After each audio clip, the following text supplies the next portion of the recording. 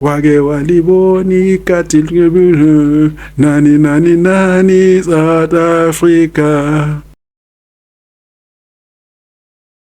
If I were to tell you who ordered the killing of Hani, this country will never be the same. I've always maintained, and if you've been listening to me, Ogoti, when you're dealing with drugs, you're dealing with the state. Most people in South Africa, they don't hate crime. They just want to be part, of the cake, or eating the cake. There could have been a drug kingpin. Crime started, in the garden. There was deception in the garden, as they say in Afrikaans. Eve said as a slang, and everyone was blaming one another. They can't because this country has been captured from 1652. It's never gonna go, because if it doesn't go, and then what? You see, powerless people do powerless things. Guys.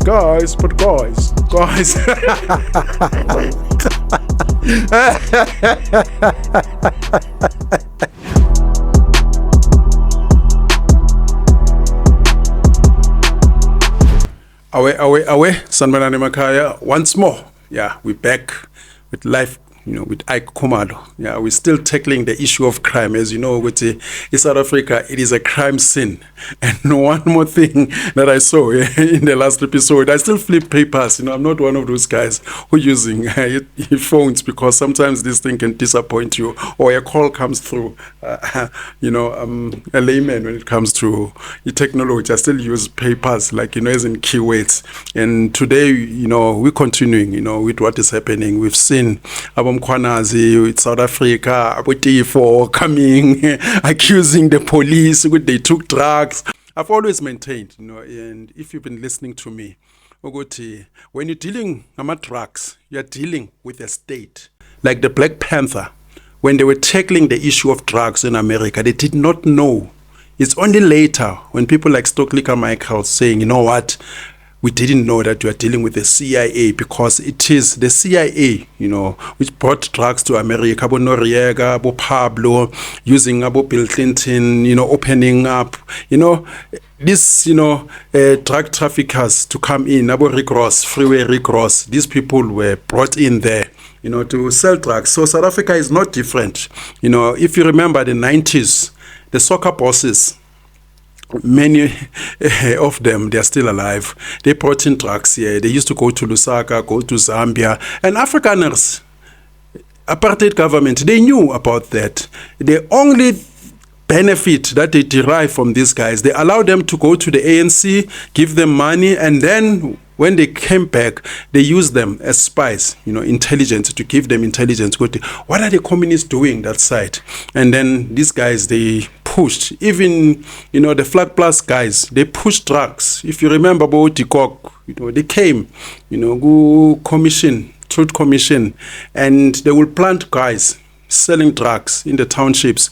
One moment you see a guy, you don't know where this guy came from. He's doing SKL, he's driving Kusheshe, he's banging all the girls, and some of them, they had AIDS, and then it disappeared. And some of the guys, they emerged from our community. I had lots of friends who were selling drugs. If I wanted, I could have been a drug kingpin. There was one guy that I went to school with. I've known this guy since we were, kids, Boma 4 or 5, and his grandmother was selling drugs, was one of the major distributors of drugs. And from time to time, they want, a safe house where they can hide drugs. And you can imagine, I finished matric, I don't know where to go, I don't have money, I want to go to varsity. I took a forced, gap year.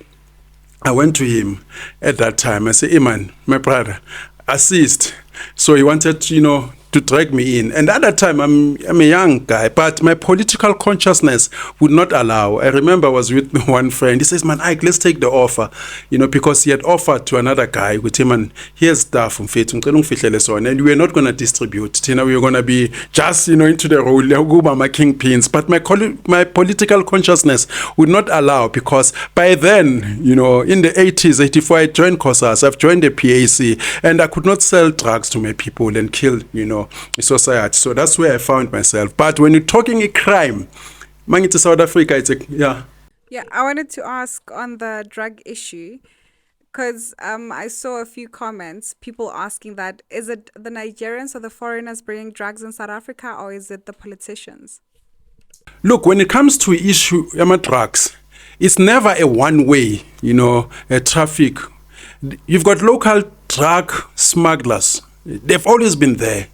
As early as, kuma late 70s, when you started to see main drugs, cocaine, they were there. Our local drug dealers. Hence, I mentioned soccer bosses. When we played with Nigeria, 1992, late 1992, South Africa lost 4-0. The team came back on a Sunday. I think it was about Wednesday. During the week, they arrested SAFA officials. One of them was Khaled Pasmo.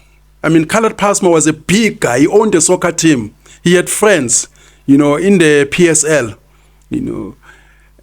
They were arrested. And I don't know how he escaped that. Maybe became a state witness. Kaizer Motaung, at some point, he was fighting, with other soccer officials because there was an A team, B team. He even said, my club is not run by drug money. I think he was directing it to his rival at that time. I will mention the name later. So drugs were always here. But when we open up our borders, it became worse because we started to attract drug dealers. Some they came during Africa Cup, mid early 90s, coming to South Africa since we were relaxing, our laws, our borders in the transition. Remember, at that time, we were still drunk. We didn't know what is democracy. We started to get people coming from Mexico, Venezuela, Nigeria, Mexico, it was this Mozambique. So it's never one person involved. So it was like that. You find criminals locally, they also collude with other criminals outside the country, and then at some point they'll fight for a turf. So crime has been there. I cannot blame one nation. As I said, crime is as old as mankind. Crime started in the garden. There was deception in the garden, as they say in Afrikaans. Eve said as a slang, and and everyone was blaming one another. Yeah. Do you not think, Uguti, the reason there's so much crime in South Africa as a crime scene is because the salaries in South Africa are just so low? People are induced or enticed into corroborating and conducting corruption? Or do you think even if the salaries were higher, that would just raise higher corruption? When you're talking about salaries being low and as, a stimulus to crime, you're talking about one element. Remember, there are crimes that are economical. There are also crimes that are violent, like rape. Rape has nothing to do with money, has nothing to do with salary. There are certain crimes like murder. But in essence, you cannot say because the salaries are low. Salaries were lower during apartheid, and then we didn't have massive crimes like now. It's because of government. Everything that is happening in the country, it's the fault of the government, and mainly men. That's why I always blame men. For every social ills, I blame men, South African men, because they are weak. In other nations, be it the Middle East, men have power. They've got, money to enforce certain laws. They've got the law, and they also have a culture, be it religion. They're able to say, in terms of this book, you're not supposed to do this. In terms of the Quran, in terms of the Bible, verse what, and they enforce that. In other countries, when you break the law, not only do they sanction you economically, and sometimes it leads to bodily, deprivation, arrested. Sometimes capital punishment because people have power. South African men don't have power. They are weak. The country has been hijacked by multinationals. The multinationals, like, the Rothschild, the Bill Gators, they own this country. When people vote for politicians, they're voting for these multinationals to run the country. That's why South African government, they keep on going to the IMF, to the World Bank, loaning money. And monies that, we don't need, or monies that you don't see where it goes, because they will tell you about the clean energy. We've loaned 50 billions. And those 50 billions, to help us in the transition, clean energy, goes to the very same German companies, European companies. I mean, how is that possible that someone can loan money and say, you know what, we want you to move, from coal to clean energy. Here's 50 billion, but you must employ our companies. So the money is rotating to them. It's money laundering. So that's what is happening. And maybe they give, these politicians few dollars here and there. So they've betrayed the country. So crime has been happening, since day one. Even during apartheid, crime was happening. Lots of things, just that they were not transparent. But I can tell you, and most people, this is where they say, I praise the apartheid. Apartheid government, they had a solution for every problem. I'll give you an example. When I talk about the apartheid government, they had the bylaws to enforce laws. Because you're not doing 1, 2, 3. They had passed laws, they had special laws, and there were consequences. Right now, there are no consequences. They had immorality laws. There was an immorality act, stand and cake. You're looking at the missus, you could be arrested. Why are you looking at the missus? And if you're caught with porn, you were arrested. The same way as Germany in the 30s. Germany introduced all these laws, animal protection laws. South Africa had that, When you had an animal, a dog, Uguti, at what time I need to go vaccinate it, pay tax for this animal. Even radios, you had to pay license. So we had all those things. On religion, they force you, to say you must have a certificate, baptism certificate. You would not access certain services. If you want a house, you needed to be married for you to have a house. And marriage is a beautiful institution ever created by man or God, because it puts structure into society. They force you. Even if you became a pastor, they told you, you cannot be a pastor if you're not married. Who are you going to preside over? Over our wives, and you come single, you want to start smoke. So they had all those things. Recreation facilities, they created with those, who cannot work, manual work, go play soccer, entertainment, act, and be paid. Training colleges, they release, funds for that. They train people to have that. So this government, it cuts that. If you say, it's because people are not working, the salaries are low. Salaries were low then, but there were alternatives. There were jobs. You could resign today and go next door and work. So I cannot blame salaries the most, because that will be unfair. I remember in the pre-2010, I was part of a delegation in the Department of Arts and Culture, also in a team with Rob Davis, he's the Minister of Trade and Industry. We're sitting, on Wednesday, we're always meeting, 6 of us, We're talking about piracy of goods, the CDs. And then some people were saying, no, people are buying pirated CDs and T-shirts, golf, shirts that are fake because, the originals ones are expensive. You cannot compete with pirated goods or pirate goods. It's the same as, I'm not going to buy a car proper from the garage. I'm going to buy it from the thief. So you are killing yourself. At some point, you must sacrifice. There must be something that you're prepared to give. So unfortunately, South Africans, they want everything for free. And then they're forcing legit businesses to compete, with criminal gangs. That's not, supposed to be. I understand that the underworld, has dominated the normal world. And most people in South Africa, they don't hate crime. They just want to be part, of the cake, or eating the cake. That's why you find these organizations that have failed, like the ANC. I mean, they still have a youth league. Are you telling me with the youth league, they don't see what, their seniors are doing? No, they can see, but they want to be part of that. They don't want to destabilize the queue because they're thinking that, next time I'm in. So that's where we find ourselves. So when you're talking crime, in South Africa, most people, they make a mistake. They think that criminals, they're only wearing, dark clothes and sporties like me. But you're talking about, your white collar. I mean, look at America.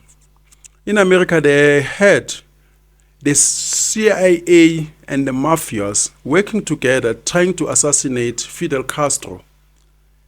Kennedy knew about that. Even today, they still do that. They hire Izinkabi. Many companies that are sitting today, whether it's De Beers, whether it's Anglo-American, they're sitting on blood. Whether it's Cecil John Rhodes, Banato, they're sitting on blood. Whether it's Petrus Motsepe, they're sitting on blood because they move people from where they are located. I mean, look at the chrome mines. You've got people there in Sekhukhune land not benefiting. South Africa, I think, is the biggest chrome producers, if not the only. And the people in Sekhukhune land, what are they benefiting? It's only a few. I always ask this question. A person who's owning a mine, what skill is he bringing other than the people that he's employing? If you say Motsepe is a businessman, what is it that he does that you can't do? All he did, talk to a few politicians, they give him a license to mine there, or a few multinationals okay him, and then from there, they use the power of the gunpowder to prevent, anyone and everyone, from, coming into their terrain. So South Africa is a crime scene, no matter how we look at it.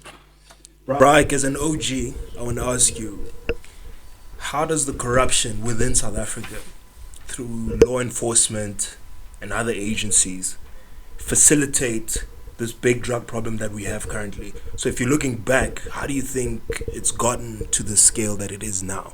And how is it structured, if you know much about that? When you're talking about drugs and law enforcement agencies, there's so many police officers involved, politicians. We've seen the wife of a intelligence minister who was arrested, for pushing drugs between Brazil and South Africa. And I also blame the people of this country because they are the ones who are voting this ANC. The ANC, it's a criminal organization.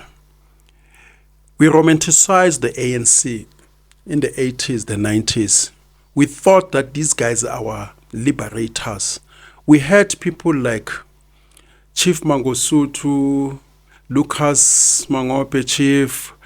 They were always arguing with the ANC, fighting the ANC, because they knew each other, because they went to school together. They grew up together. We didn't know them. When I was born, Mandela was already in jail. They said, not these guys.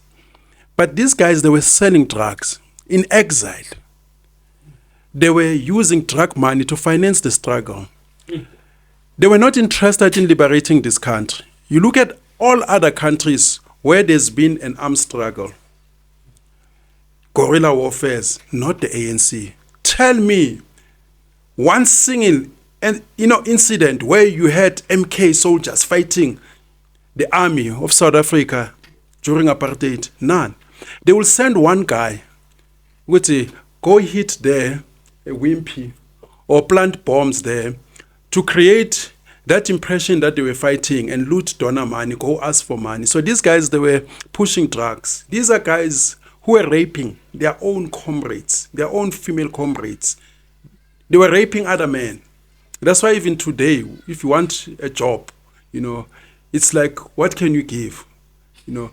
Every female, almost all of them that are employed in top positions, they've been passed around. This one's got a child with this one has dated this one was Zuma's this, side chick, and all of them. That's why Robert Mugabe had the audacity to tell Lindiwe Zulu that she's a street woman.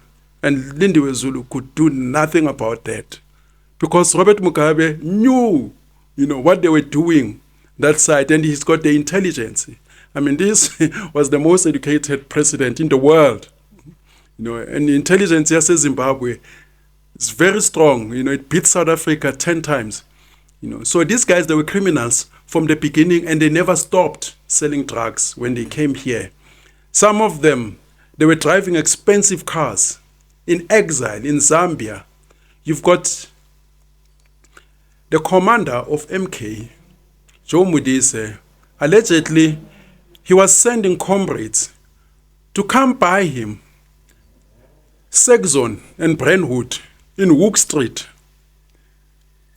drinking champagnes. From Oliver Tambo, they were in London. We are fighting British Empire. They're in London under Margaret Thatcher, sipping champagne with white prostitutes, Bheki.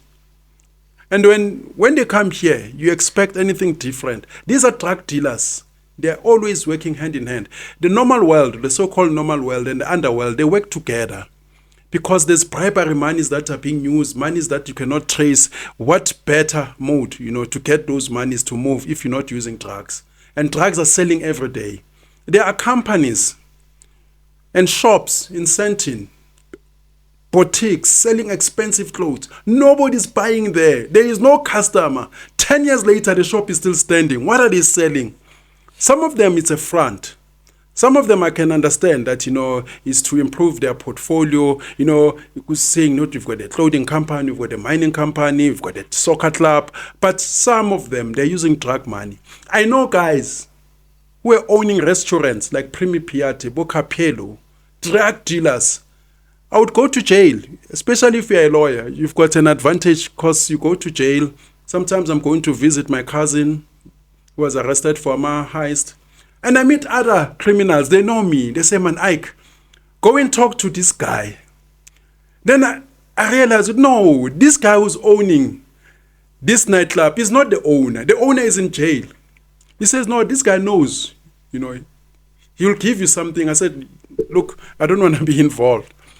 So South Africa is a crime scene. When we see the police, we think that the police are here to defend us. They're defending their own people. I trained with one guy. He was one of these task force elite, in the subs. He said, Ike, the politicians are using us as hitmen, as Izinkabi, to eliminate, their rivals. As it has happened in KZN, where it is allegedly said the Minister of Police was fighting the commissioner, national commissioner, over drugs. Other ones took somebody's drugs. And the minister saying, no, we're not releasing them. The commissioner came, took them, People are talking. So South Africa is a drug cartel. I remember in the arts, there was Chief Mangosuthu as a Minister of Arts. All these departments proliferated. We were negotiating, saying the artists that are coming to from the States to South Africa, like Bo Sarafina, when it was short, Bo Goldberg, when they come here, because they are union artists, they must do AMA clinics, invest in South Africa, production, bring in new skill, train them. Like Letambulu said, when she went to America to sing, they asked her, what is it that you bring that Americans don't bring? She says, no, I can speak Swahili, I can speak Xhosa, I can speak Sotho, but okay, fine. When she was that side, they say, teach Americans, it's part of the contract. And then when she was supposed to go doing the next gig, they said, no. You've already taught someone, somebody will take over. So that's how, they work. But here in South Africa, we've got mafiosos like Bo Victor Polotzolo. They said, relax those laws. They told Mangosuthu because they wanted their, drug kingpins to come here, move, in and out. I mean, you can imagine, Victor Polotzolo was a wanted mafia in other countries. Here in South Africa, he was a ministerial advisory or in an advisory team. So we've had people like that, advising our government. So drugs are not a new thing. You've got drug dealers in government, in the police, and some people say even in the judiciary. Judges are human beings.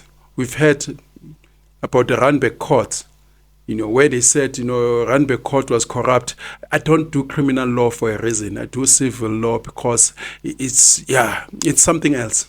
A criminal law. You've got to be, not only thinking like a criminal, but become a criminal yourself. Because if you apply textbook don't apply there, and everybody wants something, Kholi, what's in there for me? So it is like that. So when you're fighting drugs, people don't understand that you're fighting the state. And now, I heard one girl during the week, she was saying these slave queens, most of them, they're not even aware that they are linked to the underworld.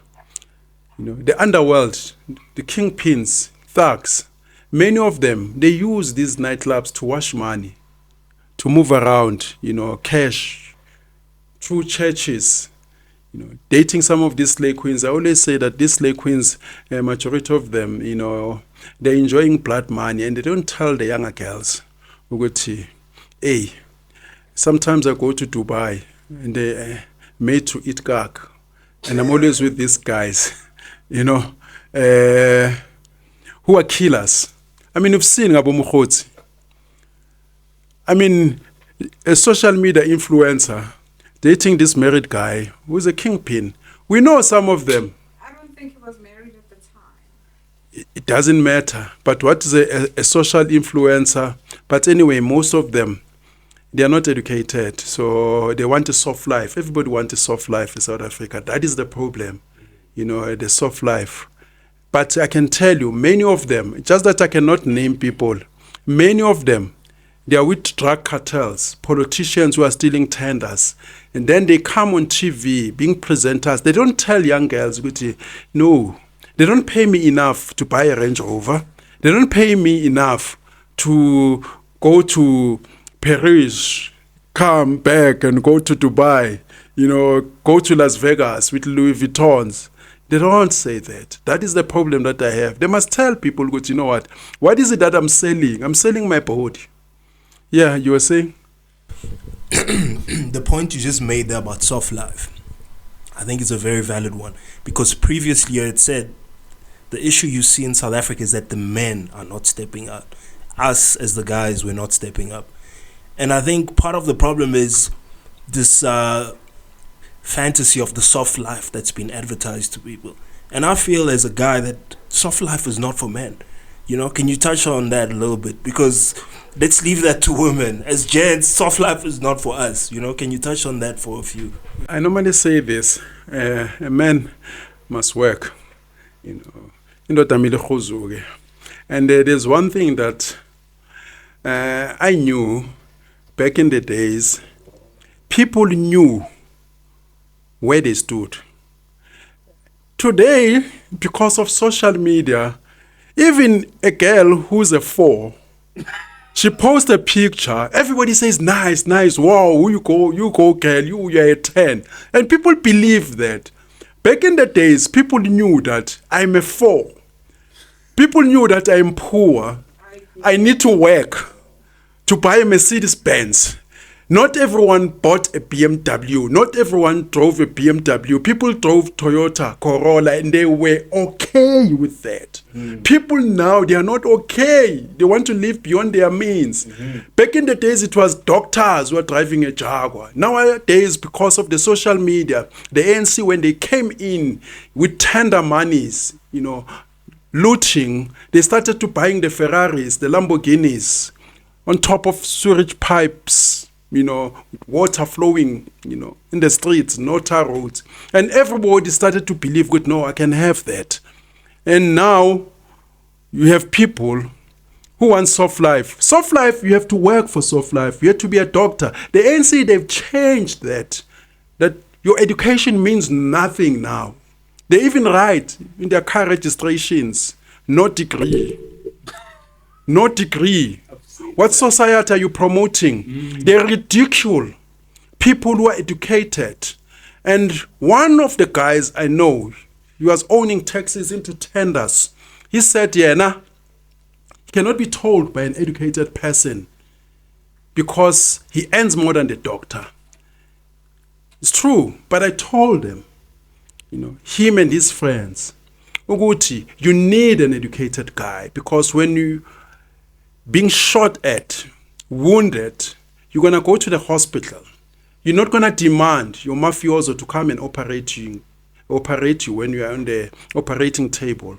When you are arrested, you need a lawyer. You're using a cell phone. This cell phone produced by someone, created by someone who understands the concept, that needs you to go through education. The chair you're sitting on, the car that you're driving, engineered, the balancing of the tires, G-force, all those things. You can't be a entrepreneur mushrooming from somewhere. It's because the ANC, they've lowered the price of education and they've lowered what seemed to be average. People understood back in the days that, I need to work hard. I cannot live on a mountain. I need to work hard. If we are 4, you are 4 and you merit another 4. If we are 10, you'll say no because you are talking from a perspective. You're talking. You'll catch feelings because you're thinking from a female's perspective. Okay, what is the point? What is your objection? My thing is that people are different, right? So if 4 is not, I don't see. I feel that if people are saying that I'm a 10, they are a 10 in their own way. They are not a 10 in your own ways because they cannot win Miss Universe. There's something. Listen, listen. There's this thing of political correctness. Everybody's a 10. Everybody's a 10. Everybody, is a queen in his own. Yeah. That's nonsense because objectively speaking, if you say you're a 10, you're a supermodel. You're flawless, and there must be results. That accrues to a 10. Win Miss Universe today, you cannot even win Miss Pulukwan. You cannot win Miss Backyard. And then you say you are a 10. You're all beautiful in your own skin. It's a lie that has been pushed because the liberals, they come up with nonsense. Back in the days, you knew if you were number last that you need to work hard. The culture of shame. Nowadays, people are given awards, Perseverance Award, and the Perseverance Award is more worthy than the number 1. People are told that you've won. You've got a silver. You're a silver medalist. Other countries that are winning, you know that you lost the gold. In America, nobody remembers you if you got a silver. I remember in South Africa, Ezekiel Sipeng was more famous than Penny Haynes. Penny Haynes gave us 2 golds. Ezekiel Sipeng got silver by Ncanca Mazela. Luck, he was number 3. Just stretch his hand. He got a silver and he was a celebrity over Penny Haynes because that's who we are. South Africans, they've become losers and losers love other losers. That's why some of us, when we criticize, I said Jacob Zuma is not fit to become president. First of all, he's not educated. First of all, he cannot express himself. They said, no, you don't need to know English. I said he must know English because he communicates with other world leaders with English. They said no, or using English. They say no, he doesn't need to. I said, listen, to this. He's been an MEC, he's been executive, they communicate in English. He's been in exile with intelligence.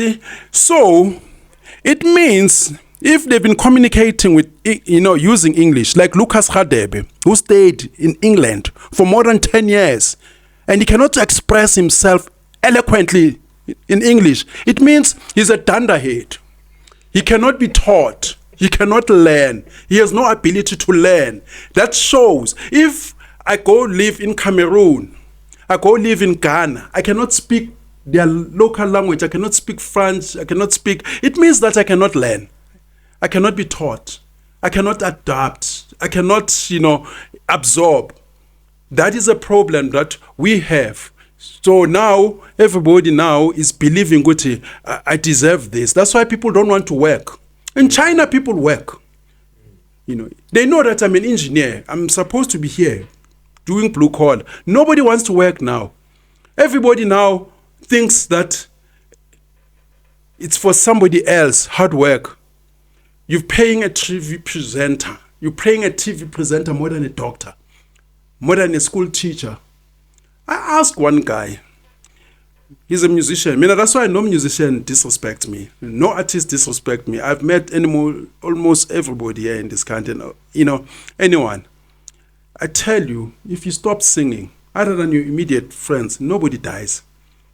And now it's even worse because you're no longer selling CDs, I'm piano streams, and nobody dies if you stop singing. But if a doctor is missing, the whole district is affected. If there's no school teacher, nobody learns anything. Civilization will come to a stop. So this thing of soft life, people who cannot comprehend 1 + 1, they're coming. It's wrong. You need to work hard. There must be consequences to failure. I'm not saying people who have failed, they must be damned. This is the problem that I have. You're going to catch feelings again. With women, women don't tell other women that, I was pregnant at high school and therefore my life has been difficult. It's like, okay, darling, we are a queen. Women, they mess up. Relationships, divorce like Makutuban, follow a thug. And it's all choice, independence. And the independence, it has to do with degeneracy. But men, they come from jails, telling other guys, good day, Buffett, it's tough there. Don't go there. Why can't women do the same? The soft life. Everybody's drinking. Afrikaners, they pass, I'm gonna come. Pass laws, even alcohol. Wouldn't drink in the streets. Everybody wants soft life, and their soft life is always attached to degeneracy. It's like this alphabet community. The alphabet community, each time they are marching, is not for a collective issue where we all benefit. It's like, oh, guys, remember me fighting for rights that they did not fight for back in the days. They just came after the fact. Remember me, guys. And then they have the audacity to tell other people what to name their kids. No, female, no, it's a he, them, die. And then it's promiscuity. Each time you see the alphabet community, they're promoting promiscuity, drugs, alcohol, pedophilia, and nothing else. And you must be okay with that. And the pastors are quiet. Church leaders are quiet. Politicians, worse. School teachers are quiet. It's one Ike who's raising his voice. People hating him. Because you are told that you are trash. Now, yes, you are trash. You chose trash. And then when trash is starting to bite you, say, all men are trash. I'm not trash, man. There's my daughter. Am I trash, my baby? I'm a good man. I'm a good man. I'd struggle. Some of us, we know that, we must budget. It's tough. Sometimes I don't pay my rent. I pay a smaller amount there. The bank will call me and say, hey, there's a school fees there. I remember at some point, I paid, you won't believe, I'm supposed to pay 20K a month. I paid 20 rands. 20 rands, I didn't have money. I paid 20 rands. At some point, I paid 200. You know why? Because I understood, Guti, as long as there's a flow of money, even if they take me to court, the magistrate or judge is going to say, you know what, but you can see that there's a flow of money. This guy is willing. And I'm sure, somewhere on the other side of the bank, they're thinking that this guy wanted to pay 20K, maybe made a mistake. He paid 20 rands because my clients didn't pay me. And these are clients who have money. They're buying farms, attorneys. That is crime on its own. Not paying me. It means that my daughter is not going to go to school. It's going to be given a letter, ridiculous. And I work every day. And the politicians, clients who have money, making my life, that's crime on our own.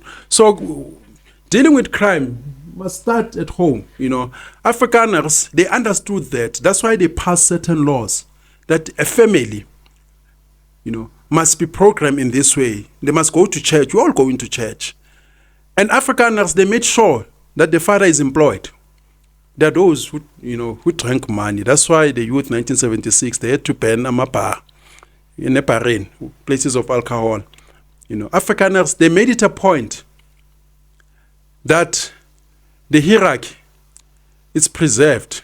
Social ills that are eating us up.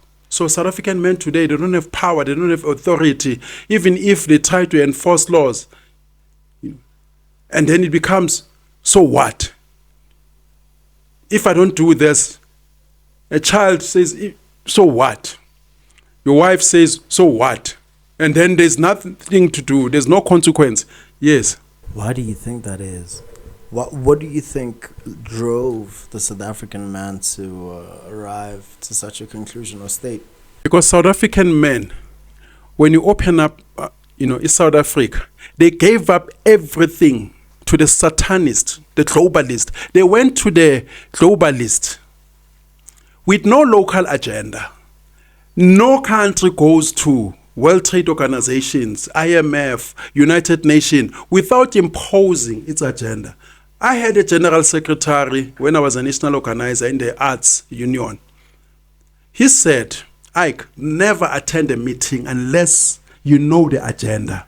And you must impose yours when you get there. Or if they don't have an agenda, come with yours. Tina, we went there, we are part of everything. We are signing treaties, climate change, WTO. We are not subsidizing our farms. We're not subsidizing our local manufacturing. And then we started to see the impact. Industry started to shut down. No jobs, which is another factor leading to a crime.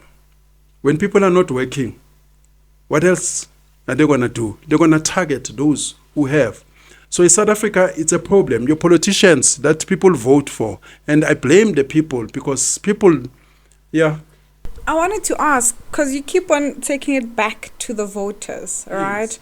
What are they actually supposed to do? What party are they supposed to vote for? And when these people are campaigning, they obviously go to the most vulnerable ones. They promise them IDP houses. They promise them more grant money, an increase in that, all of those things. So exactly what are these people supposed to do? And remember also, these people are not well educated, or they don't have sufficient information to understand what is actually going on. It's only what is fed to them. You'll even see Ramaphosa going to the townships, to the rural areas, speaking to all of these old people and all of that, right? So what are they really supposed to do? We've got one thing that God gave us all, choice. They have a choice. To do what? I'm coming. They have a choice to shape their lives. They've got cell phones. You cannot tell me that these guys, they're ignorant. They're downloading porns. They're going to sites where there's free Wi-Fi. They're not interested. They're so disinterested. An adult South African man will tell you about Kaizer Chiefs, Sundowns winning the league, tell you about a TV program.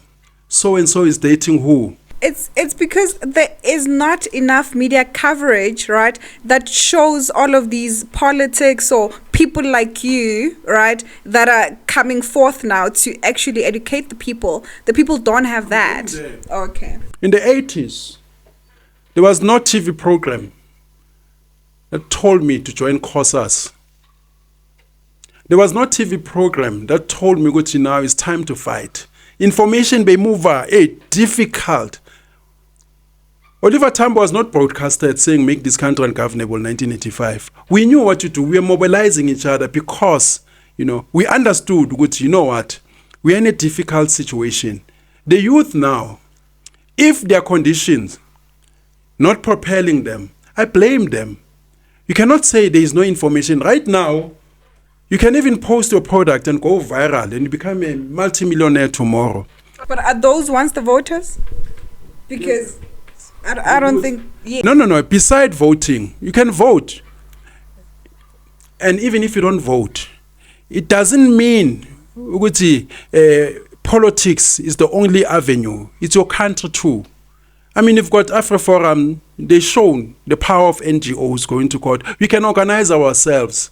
We didn't vote in the 80s. But we had people owning butcheries, pizza shops, writers, people coming together, women organizations, people owning clubs, buses, Patco buses type of, buses. People owning soccer teams, people owning, dry cleaners, everything. People starting private hospitals like Abuntato Mutlana. When we didn't have a vote. When we were not covered on TV. I remember in a state of emergency, 85, P.W. Potter said, no longer show riots on TV.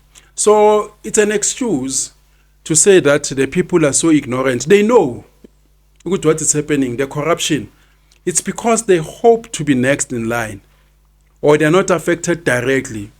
But by now, you should be affected directly. I think they are affected. Yeah, by now, you should be. Yeah, I think everybody else is, because in all areas, honestly. And when it comes to alcohol, they drink alcohol. They're not ignorant. They know labels.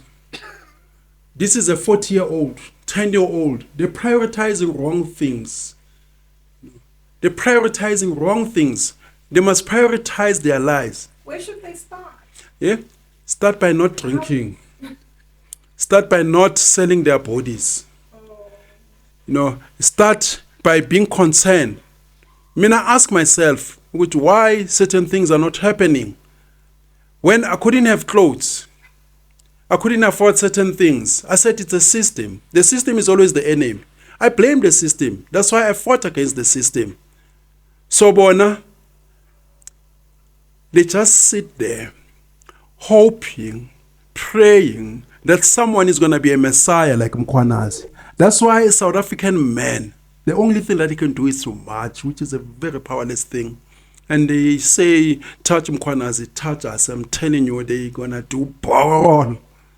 If Mkhwanazi drop dead tomorrow, nothing they can do. If Mkhwanazi is redeployed, Mkhwanazi, it goes to, retirement, nothing. We've seen the messiahs.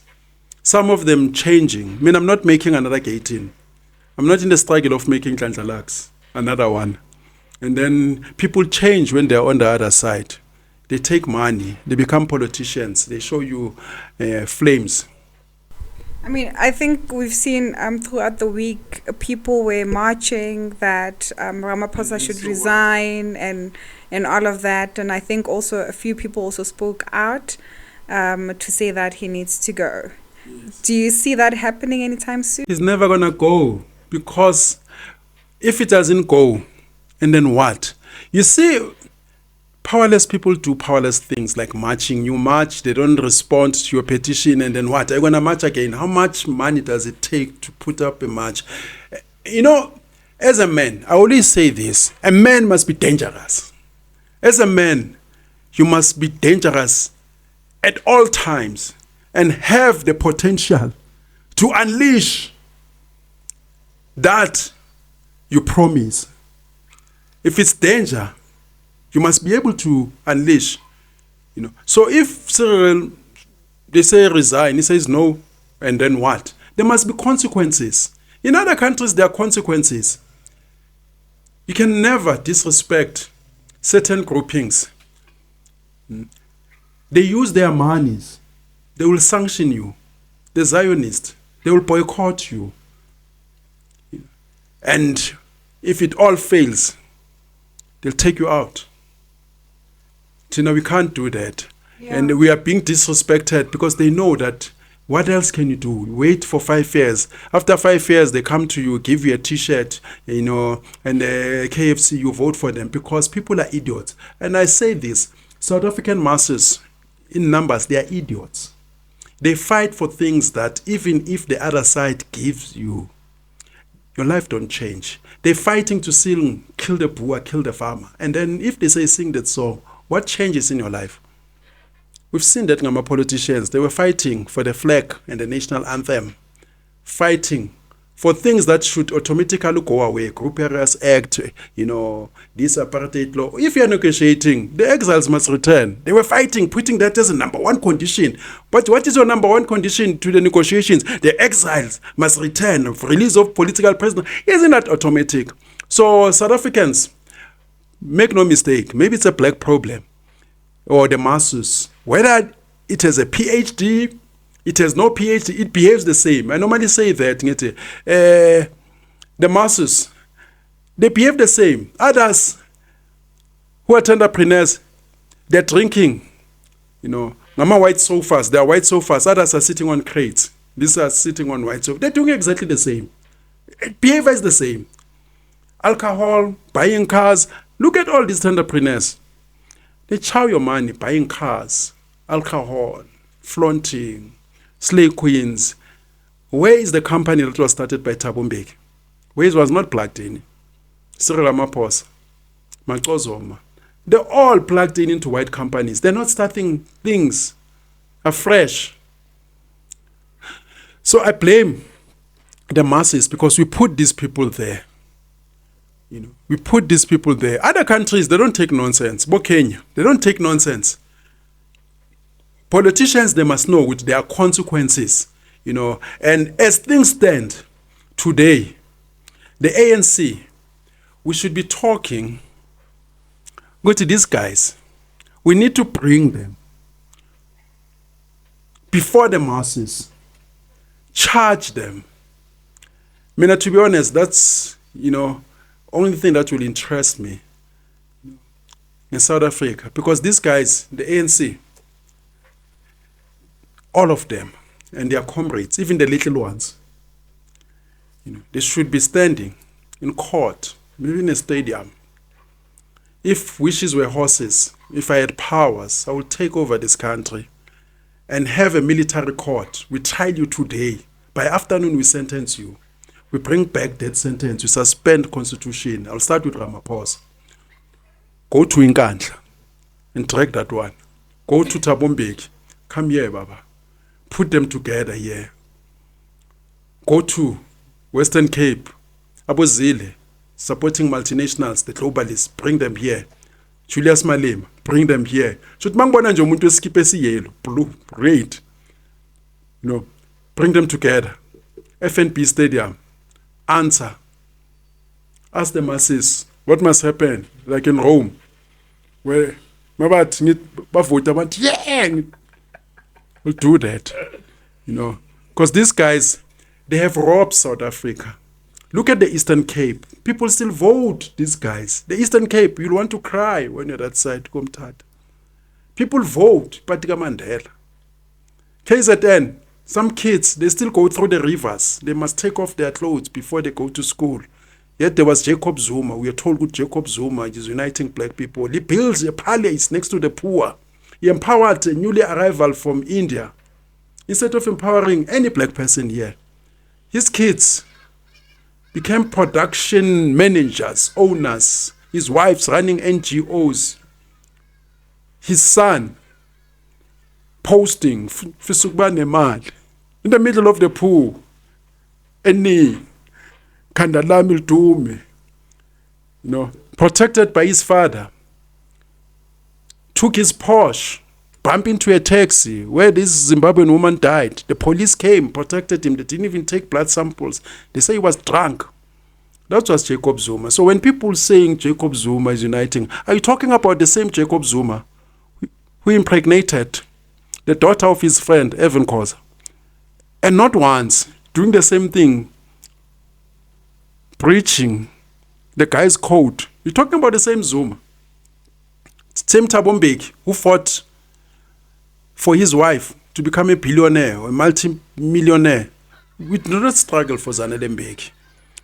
Zanele Mbeki, what is it that she can do that you can't do? Zanele Mbeki is sitting on boards like Mampela Rampela. All of these guys, they were fighting for themselves, not for the masses. Yeah, you say?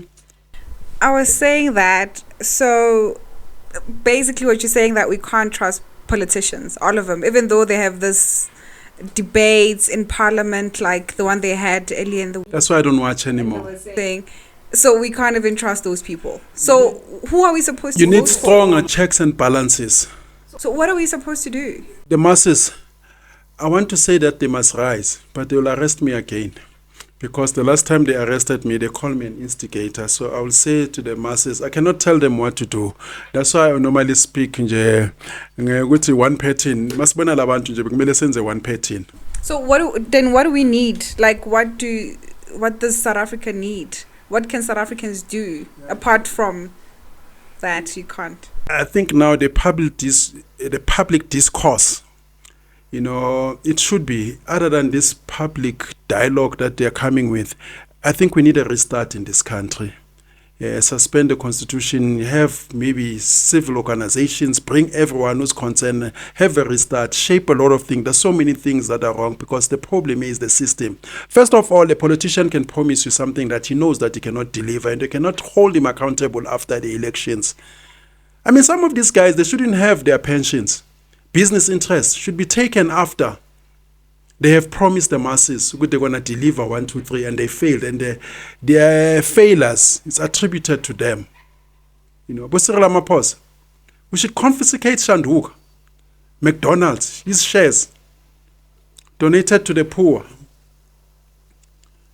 They promise us some bullet trains, and then after that, they go scot-free.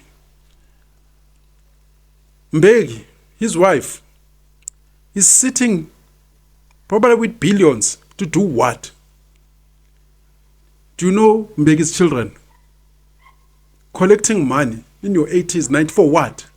Using the masses, because it's not their individual brilliance. But to do that, forming a stokvel, but Cele Ramaphosa, Nabo Andile, we're fighting for them so that they can flaunt riches. Bo Mkhize, Sean, Mpisane, Sodi, Steve Biko, he died for them.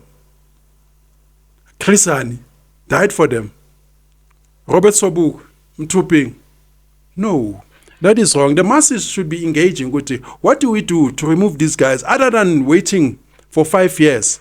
These guys, they need to face the courts, you know.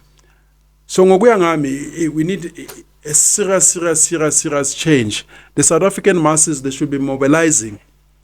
These guys, you should not treat them like celebrities. I frown upon the people of Soweto when Cyril Ramaphosa was there. The red carpet was rolled over like it was Jesus entering Jerusalem. It shouldn't be that. It shouldn't happen like that. Bombalula. Where can he work?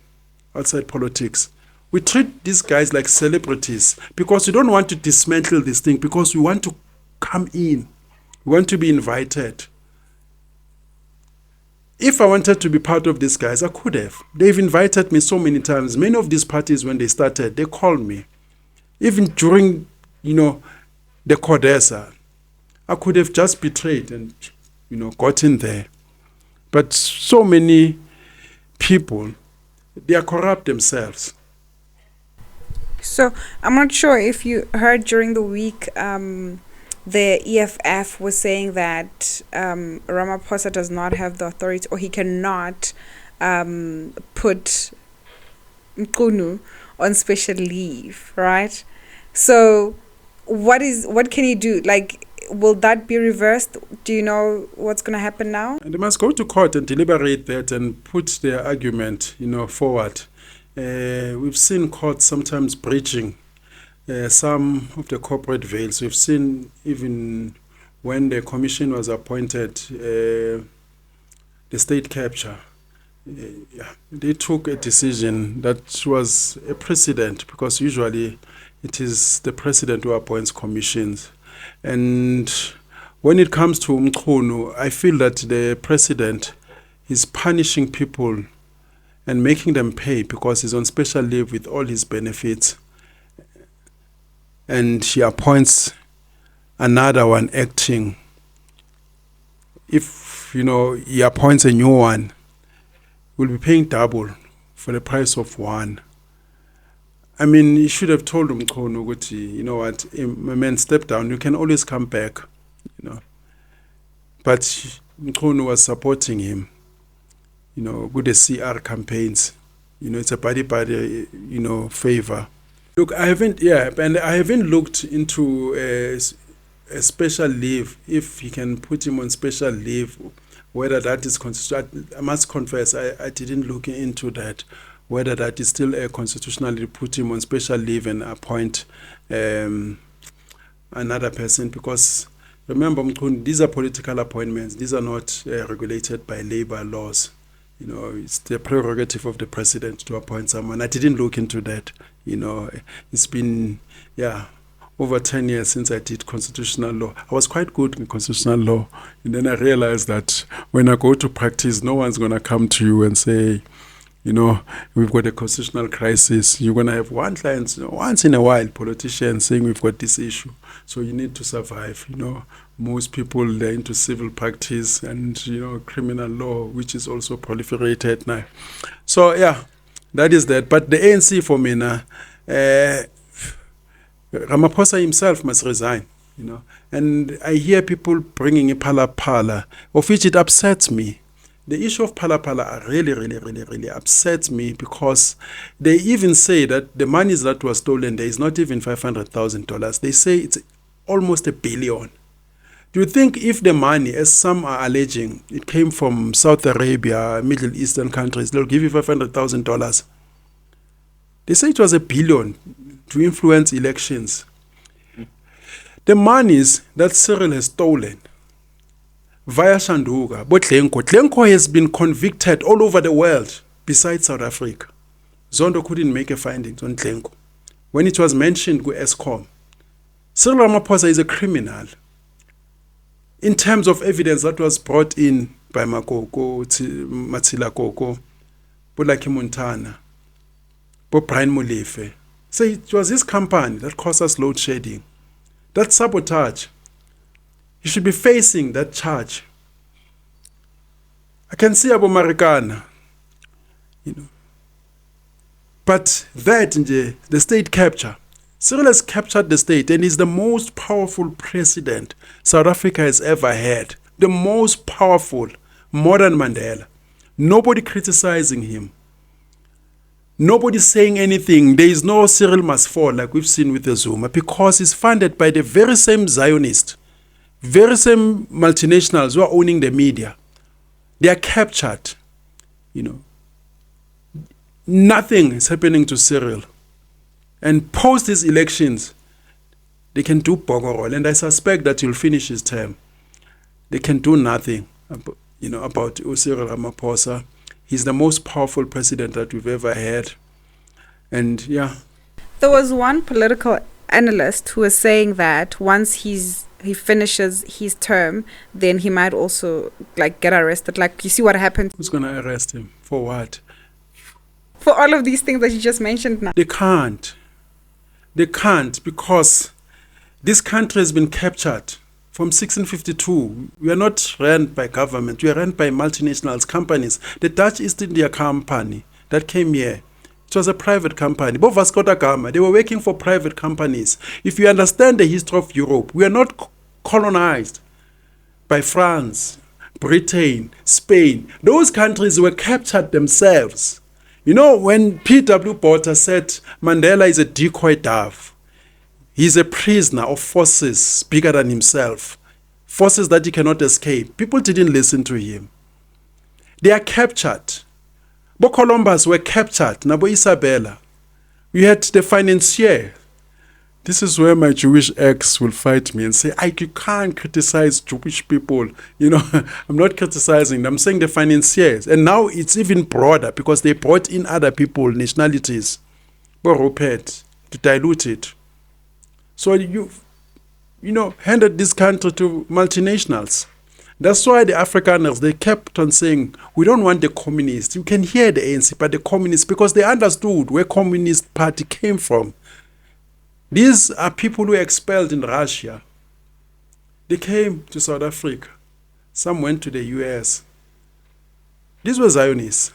They came to influence politics here. They captured politics. That's why in the ANC, there was always that struggle between the communists in the 50s and the nationalists and, but they ended up merging together. So it was captured from way back. So this struggle, like Nino Brown, if you know the new Jack City movie, Nino Brown sits in court. He says, this thing is big. It's bigger than the Colombian landlord. It's bigger than me and you. It is big. Hence, when people speak of white monopoly capital, I say, you don't know what you're talking about. You're not oppressed by a white guy in Sentin who's a CEO guy. This thing is big. He is a worker. He might be a manager or a security guard. This thing is big. Decided in Wall Street. That's why Zimbabwe could not function.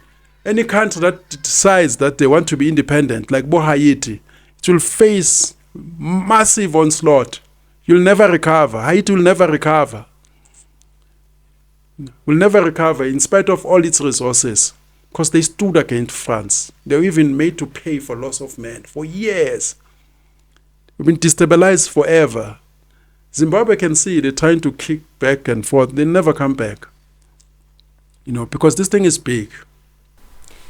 And then in terms of the national dialogue, right, I heard also that there'll be people marching and all of that, because I know you're also against it. Are you going to be joining them? I don't march. I've marched in the past because people were saying, guys, let us march. I said, okay, let me show you what this march can do. Then I asked them after the march, did you achieve what you wanted? 2 months later, what are the benefits of a march? You're just wasting techies and showing people that, I can sing. and promoting certain individuals, because it's always the organizer of the march who emerge like a televangelist saying, I'm here, capture me, give me money. They're using the masses to elevate themselves, to profile themselves. Look at all the marches. You look at their leaders. Where are they? So you march. Yeah, it's a sad case. How many times can black people march? I asked one guy during the struggle in the 80s, he said, Tambo siya ePitori, to do what? To do what? Because you don't understand power. Powerful people take power and then they implement. You march in the street. I'm not marching in the street. I'm too old to be marching. I march and sang, when I was a kid. My kids were not born. I'm not marching. My kid is shocked. He says, my daddy speaks like this. I shocked my baby. my daddy speaks like this because my daughter always, says, do you know these people? Because wherever I am, people talk to me. I'm nice to people. I grew up like that. Do you know these people? Mommy, he's talking to people that I don't even know. Because I'm a nice guy, but I change. Yeah, so it's a waste of money. They've decided that they're having a national dialogue, and I don't know to achieve what, because even the resolutions that they're going to take there, they're not binding. It's like the commissions, they're not binding. If they were coming up with something where the resolutions are binding, which we took this resolution, and if it's not implemented, this is what is going to happen. There are going to be consequences. The terms of reference, nobody knows. They're calling influencers. I'm sure Bozoto they are there, they'll be entertaining them, half naked. They're calling DJs. Every DJ is almost naked there. The social ills caused by the ANC, because if men had power, you just say, you know what, we don't want this. There's a law against this. Like in other countries, Uganda, they see you kissing a dog, you're arrested. So here in South Africa, we don't have that. Tina in the Shibins, back in the days, we were poor, deprived, oppressed. But if you see a tiki line dancing nonsense, you say, shut up, sit down. The alphabet community coming here stripping naked. We had power because we could unleash, our physical dominance. Now we can't. We don't have the law in your favor. The law, it's a constitutional democracy. The judges decide there and, everything goes. We don't have money. Other communities, they know that. They tell their daughter, you don't marry outside this religion, outside this race, or else. And the or else is going to be felt. Even if I tell my daughter, don't marry a guy who's a Muslim or non-Muslim, non-Christian, she's going to say, oh, what? I don't have an open on my estate and say, I'm going to cut you off. Oh, the law, there's a Quran, we're going to punish you, take you to jail, capital punishment. So we don't have that. Because of these politicians, they've deprived us. They've signed everything that they don't understand. They've given us to the wolves. And if you conquer to South Africa, as they say, which is a gateway, they're attempting to colonize other African countries that are still strict, using South Africa. Unfortunately, some of the countries, they're pushing back, which we still, proper in this field. Don't try to influence us, So that's where we find ourselves. So, yeah. But do you think that it'll get better, right? Because now there's more podcasts that are raising all of these political issues. There's a lot of activists, there's more, there's a broader media outlets that's actually informing the people or educating them, about all of these things. Do you think that now that it's getting to that stage that where people are getting educated, then maybe things will get better? Like people will start to see, what these politicians are doing and all of those things, and maybe they can start to act, we can start to act. There is a potential, but remember, these platforms we don't own. They can deplatform you. I don't know how many times I've been cancelled. I was cancelled before cancel culture. I'm the most banned person. Even on Facebook. They banned me when I was banned. I remember they would say your ban will be lifted on the 2nd of January. The 2nd of January, ban again before I could even log on. Sometimes another banning will be instituted, but I say, but I'm already banned. Already banned, like I cannot log in, but I'll see the notification says, you've been suspended for a year. Twitter at some point, they will cancel my account. YouTube, I don't know how many times. TikTok, radio, many times. I cannot speak on any other radio. They see my name, they say, oh, TV, cancelled. I've been cancelled in the entertainment industry. I could not make money. I could not make money. They cancel me because I fought for the rights of the artists. Each time I get into trouble, it's because I'm fighting for other people. And they wanted to capture me first. They say, this guy is stubborn. Let us set an example. I didn't have money, but somewhere, somehow, I found ways to maneuver. I remember one of my acting agents, one British lady. She said, Ike, how do you survive? All my actors, they're coming to me. They're crying. They say, Gaino, we are hungry. We need work. But you always passing here, greeting, going to collect or pick up your daughter. Why don't you ask for money, for work? I said, I will eat grass. I will eat grass. I can stay anywhere, and I've lived in almost all the suburbs. When it's bad, I go to Soweto, the backyard. My nephew knows. Sometimes I'll be ashamed because guys in the township, they want to come and see what he's back. The BMW is gone. He's here. But I don't mind. I'll buy a ticket, the bus ticket. I say, I'll come back. I'll be back like Papillon. They say, Papillon, you'll be back. So that's why I normally say to people, if you have God, you've got more than enough to start all over again. No matter who's hurt you, no matter who's destroyed you, no matter, it's closed, being stumbling block, if you've got God, you've got more than enough to start all over again. I take inspiration, from those stories. I still read the Bible.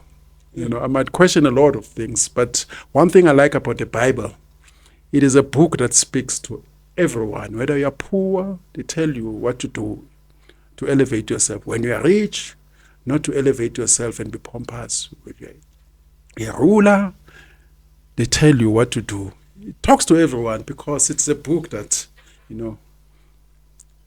was authored by us Africans.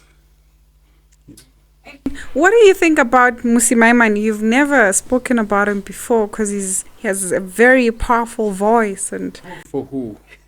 It goes back to this story. I grew up in the township, the roughest township at the time, Soweto. All the guys, they knew me. We know each other. I spent time with robbers, killers of note. They respected me. I commanded respect. People can see me now and think, this guy is a sissy. I commanded respect. Some I knew them, grew up together from high school. I was that guy. It's up time. It was up. It's school. So-and-so has stepped, one of our students. You have raped a student. Let's go. I was one of those guys. So I was always active. And it happens sometimes, or we'll get to another neighborhood where they don't know us. So we'll come to town.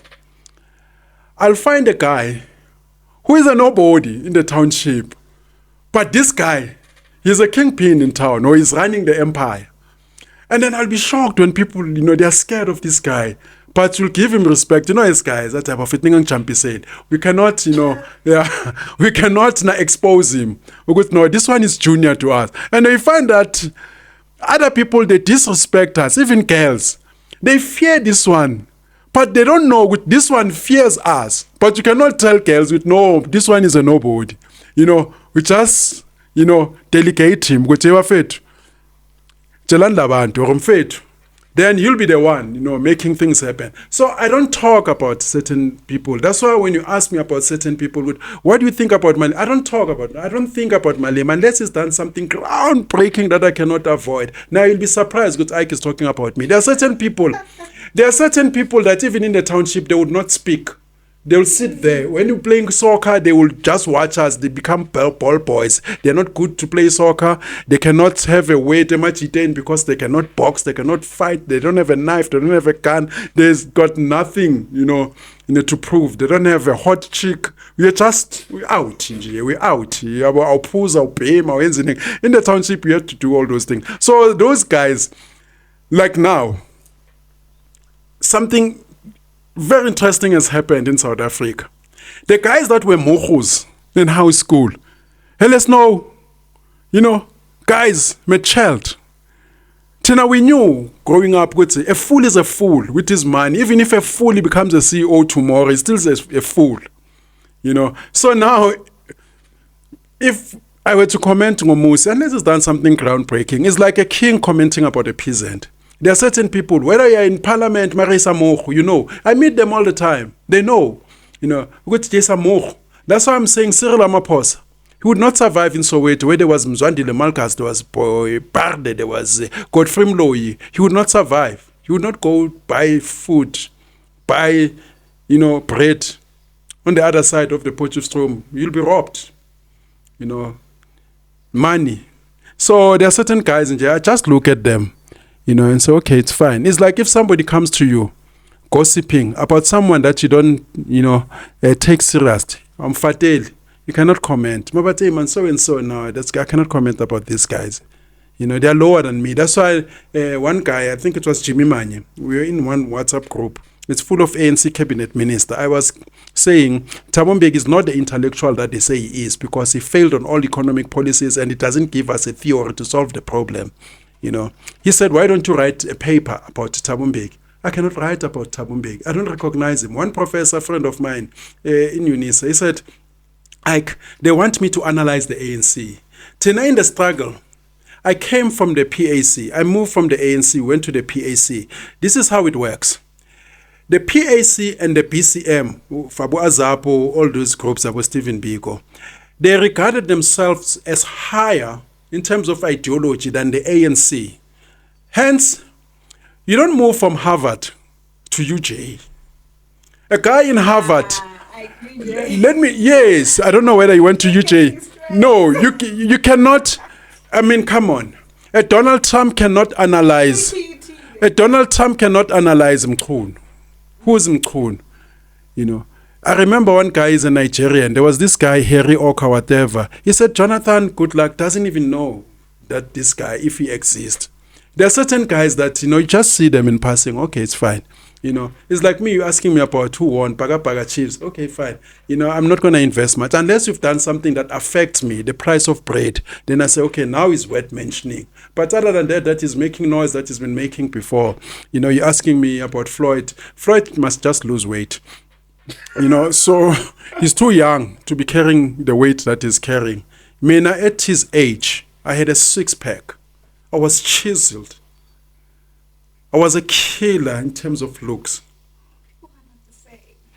His age requires of him to be healthy. A man who's having a waist more than size 36 waist is unhealthy.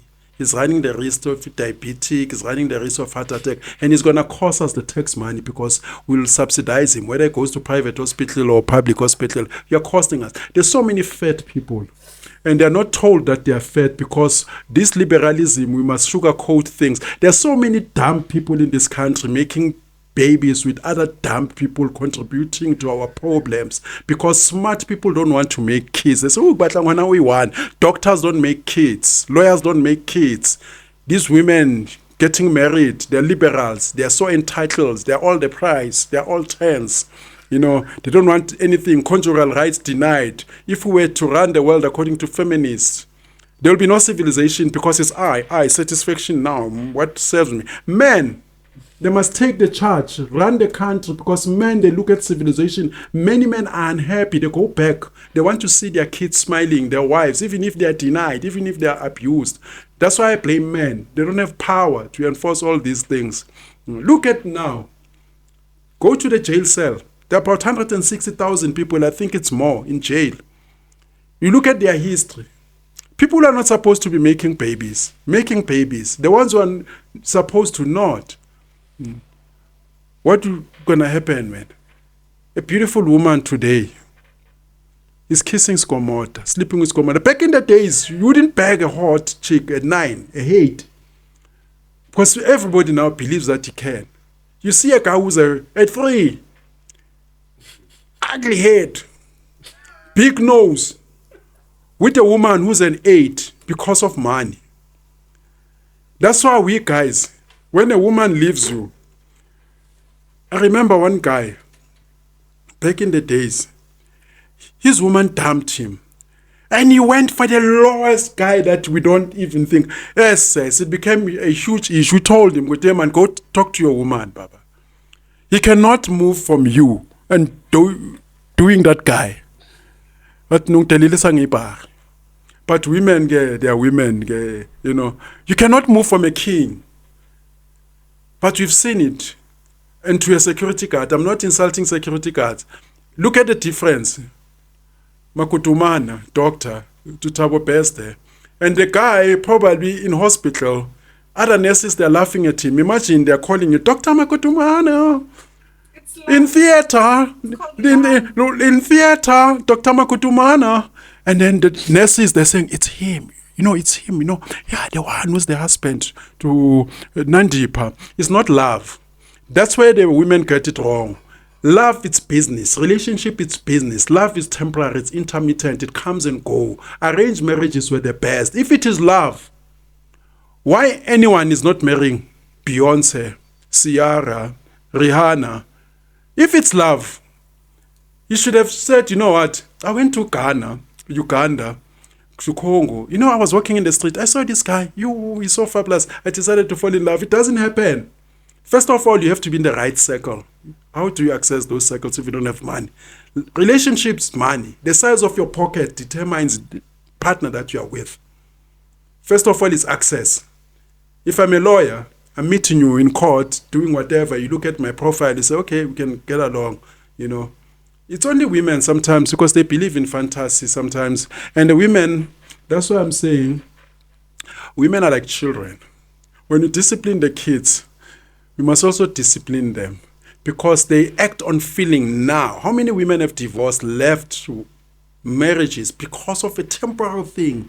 That 80-20 rule, they find 1% there and it fades and they come back wounded. And now they want to rekindle. And there's no culture of consequences when it comes to them. To them, Jay, it's Hollywood. You must entertain them. They get bored easily. Attention span is so short. It's like we are clowns in the circus. I must keep on thinking, this time you can't do Dubai again. You did it scratch. You can't do Las Vegas. Okay, let's go to my man in the GP. Maybe to bring the boom. I must think the boom. And then you get there, somebody's mode. Hey, I'm not a clown, man. I'm not a dancer, a Mickey Mouse. Thinking good. Yeah.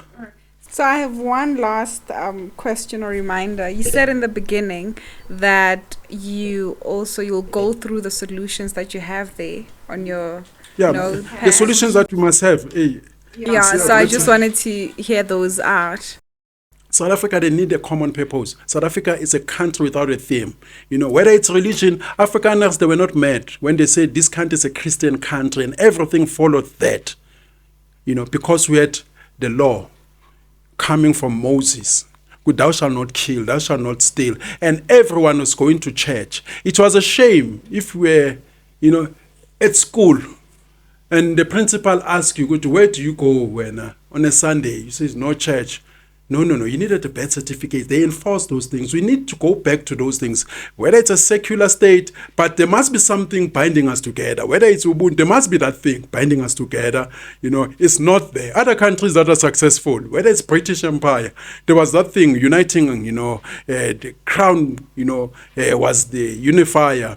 In China, the Chinese dragon, they had a theme. Mao came and said, you know what, we'll rise again. We must beat up United States, the Chinese dragon, Japan.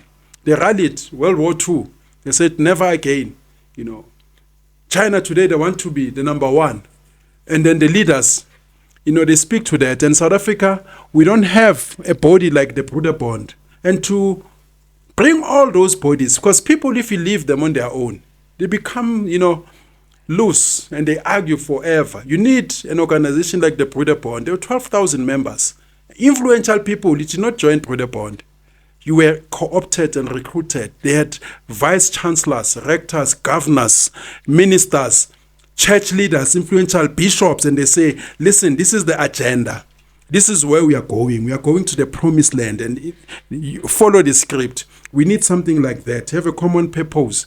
If you don't have that, other countries, they know you've got a Quran. In terms of Muhammad, if you don't do this, they see you naked, hey, cover your face.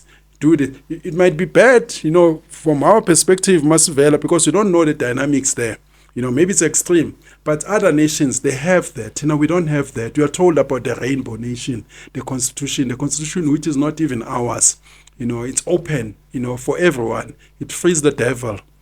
If people can start a church now, and they say I'm a Satan worshipper, they are allowed. Can't you, what does Satan do? I mean, things like that. I need to go back to basics, like the Afrikaners did, and when we sign these international laws, we must be aware that they're going to impact on the municipal level. When we sign a treaty to ban using coal, it's going to impact us here.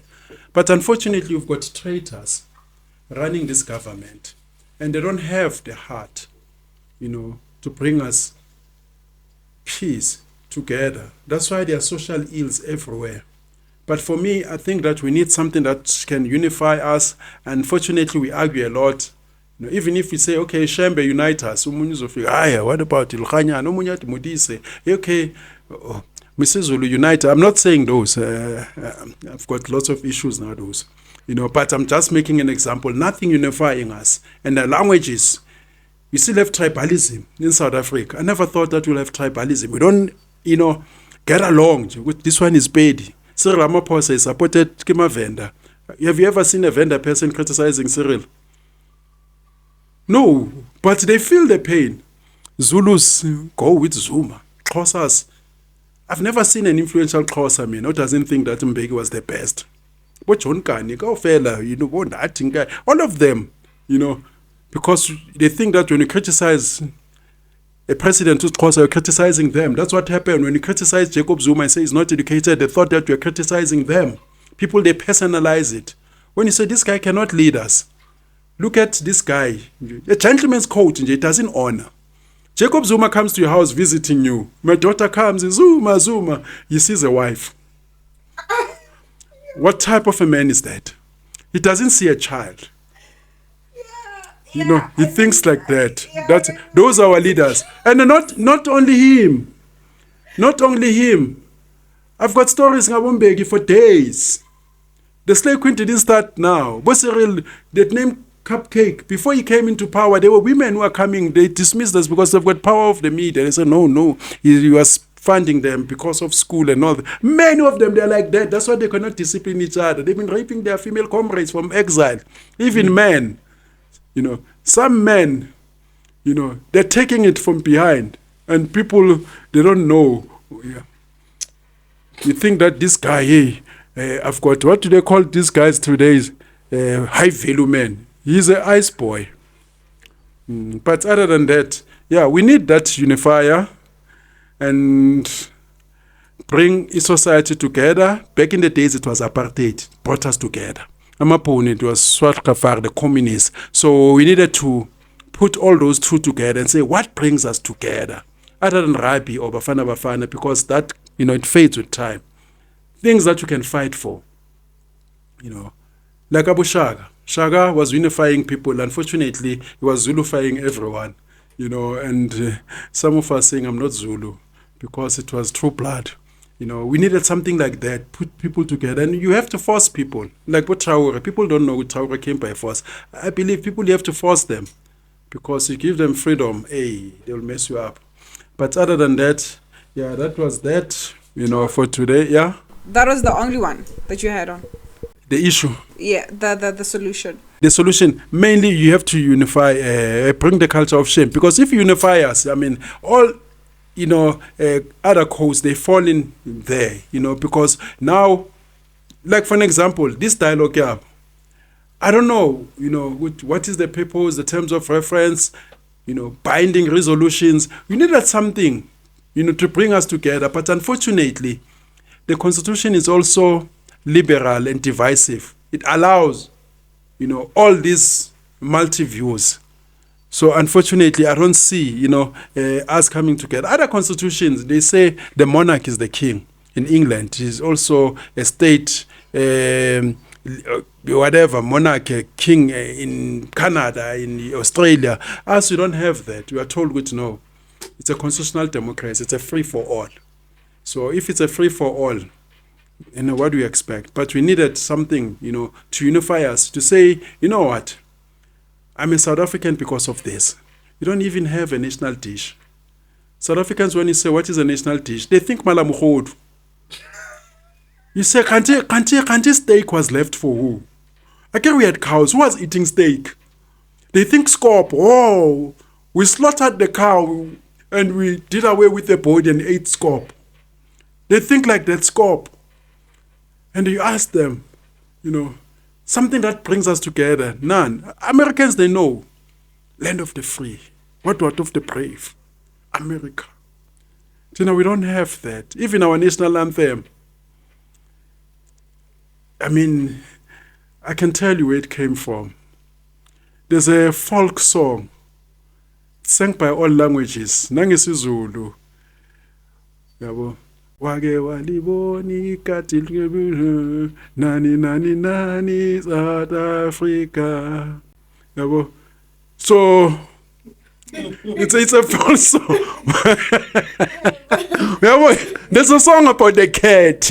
Wage waliboni katil kezubuso balo nkosi sikeleli Africa. It's the same song njengalezi the ANC. They were drinking homemade brewery or brew in Zambia. And when they came back, we didn't understand. These guys, they had pusa faces. All of them, and they were singing, Kidibotoboto. Not we are singing, Kidibotoboto. Can't the meaning hobo?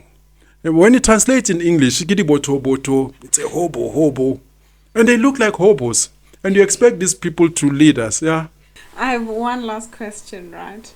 So, because you did say that the politicians will obviously use whatever that they can get to campaign for their parties or do whatever to attract the people to vote for them, right? So with the Mkhwanazi case, right, do you think that it's just going to fade away? We'll forget about everything with the Commission of Inquiry as well, seeing that now it's a 6-month thing that the president has decided to do, and what do you think is really going to happen? South Africans, they've got the amnesia, they forget, like that.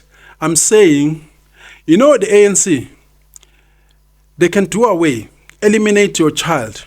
6 months later, they knock at your door and say, vote for me. And people say, yes, you'll vote me because they're starstruck, they see Cyril Ramaphosa. South Africans, they forget, justice for Cloyd, and we move on quickly. And if Mkhwanazi is redeployed, given another portfolio, it's the end. It's the end of the matter. We're back to pirates and chiefs again to see what's happening, who's trending. Oh, it's Somizi again. Oh, he's got another lover, and the end of the story. South Africans don't have that history of endurance, and they're taking it from apartheid. Very few of us who were active, majority of the people didn't care. People want soft life. People want your normal day-to-day and do their things and then move on. We don't have that culture, of endurance, fighting. Even, Isandlwana battle, sure, people were forced. Like Stalin, Stalin put an army, and behind the army, he put another army. If you retreat, we shoot you. That was Stalin. Because human beings, they want to preserve themselves, get into the rat race, worry about their sports team, groove, and then back to normal. And those who run the world, they understand that. They understand, they use fear. And when it all fails, they hit you. And you are not prepared to go to those lands still. So you think that you don't see Mkhunu getting arrested and all of these other people that he was... I don't see Mkhunu getting arrested. I don't see Cele getting arrested. People will come to the commission, will say, you see this book? There's a book here. I'm sure it's not here. I don't see people saying, ooh. This book was given by Agris. Angelo, there's another one, 2 of them. He signed them. I'm supposed to see him. It's a brother. I call him a brother. It was you. He told us everything. But today is a victim. They want to arrest him for telling us that they sold the country pieces. Pieces. The one who's blowing the whistle. All these guys, when they came here, used to buy them a suit. They didn't have style. So that's crazy. This book, the Last Wish of Winnie Mandela, it will tell you who was pushing drugs. Guys, the very same guys, the ANC. So the commission will come, will say, you, we forgot. Who remembers crazy? I remember him. I talked to him. He can't breathe. He's using a pipe long in his house.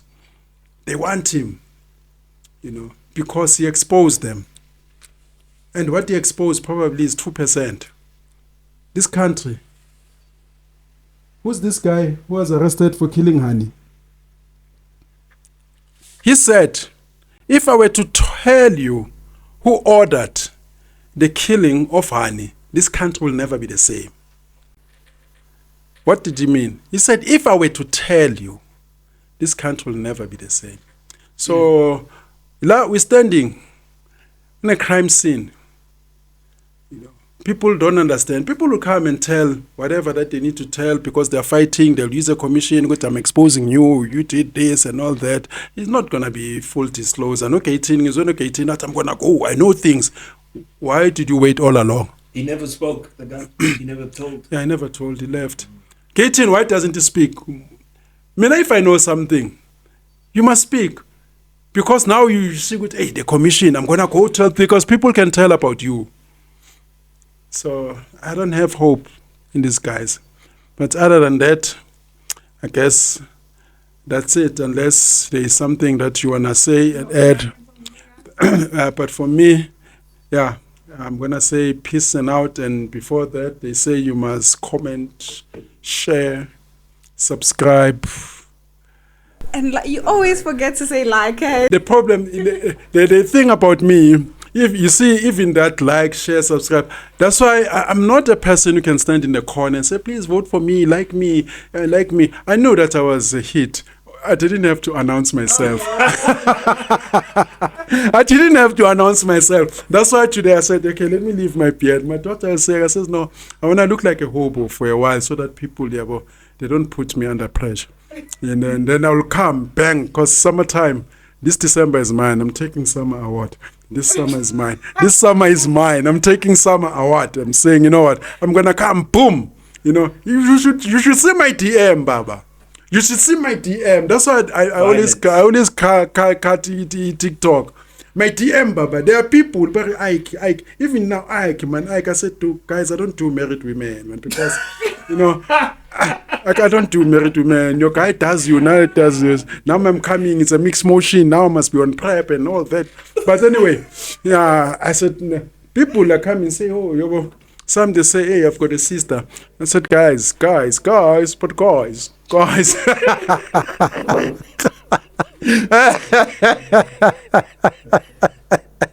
So people now, they undermine me because they don't know me. Hey, they don't know me. But anyway, I don't like to announce myself. I just stand there.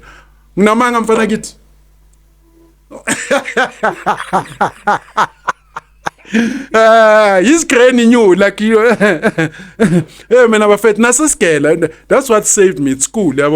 Yeah, even at school, because I was always with the bad guys. But all those things, our teachers will come and say, Ike, man, please stay away from these guys. You're a good guy.